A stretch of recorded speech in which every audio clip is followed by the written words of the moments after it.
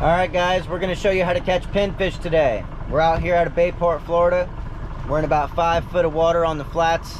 It's with high tide. We got about 2.5 foot of tide. We're going to pull this pinfish trap. We've already had it sitting here for a day. We already know that it's going to have pinfish in it most likely because we keep this trap here. Keep your traps off the beaten path though, at least not, right next to the channel or something, because people are known to take them. Make sure that you don't put them in an area where they're going to get run over, because sometimes when it gets rough, they're hard to see. All right, well, at this point, I'm going to turn it over to Katie, and she's going to pull this trap, and hopefully we got some bait. All right, we're coming up on it. So I'm going to use this gaff to grab it. A lot of times, buoys get oysters on them, and the ropes can also get oysters on them. So you want to protect yourself. You can use gloves if you want, but I prefer to use the gaff.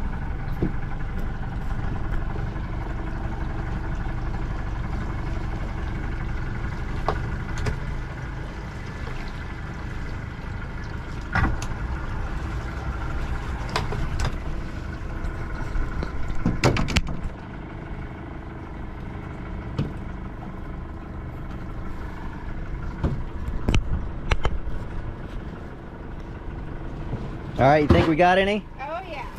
All right, look at that.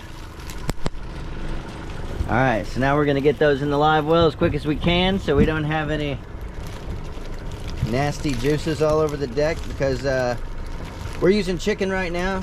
I find it works pretty good. It's convenient at times. You can, use anything you want. But... Uh-oh, there was a little stone crab. We gotta get him out of there. Well, I'll show you one here. So this is a smaller to medium-sized pinfish.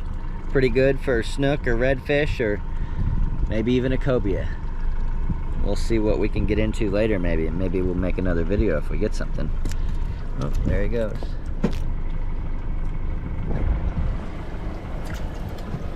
Alright, looky here. Look at this little guy. Oh yeah, look, we've got a little stone crab. There you go. He's out of season and way too small, but there he is. She. She, it's a she. Let's see. You can tell it's a female by the plate on the bottom. See how it's a lot wider? The males have a lot thinner plates on the bottom. Yeah, the males have a real thin, long looks kind of like a T. Right at the bottom, yep. All right, bye-bye. Back to the ocean you go.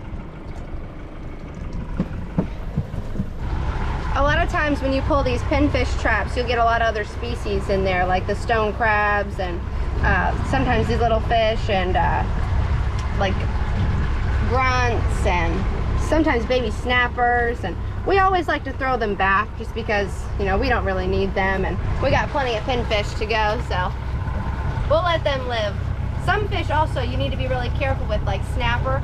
You never want to take any snapper in your traps. It's illegal to trap them at any size.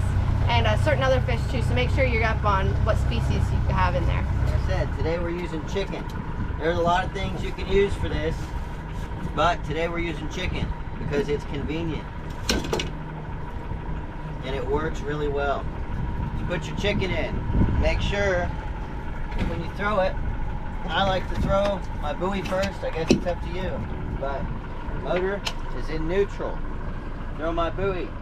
Then I put this part out so that when I throw it, it doesn't land right on the rope and then get all tangled in itself. Make sure that your door is closed and latched because you want your pinfish to stay in the trap. When you throw it, make sure this side lands on the bottom. Good to go. Now, when you move, you want to make sure that you didn't spin around and have the rope get caught up on your prop or anything like that. But depending on the wind and how you situate it, or if you got somebody like her, like I usually do, that throws the traps for me or pulls them for me, so I don't even have to do it anymore, then you don't have to worry about that. You're welcome. All right, so now we've showed you how to catch a pinfish, and with any luck, we're going to show you how to go catch some redfish now. So maybe even a cobia, I don't know. There's some cobia biting here on these flats the other day, so we'll check back with you later.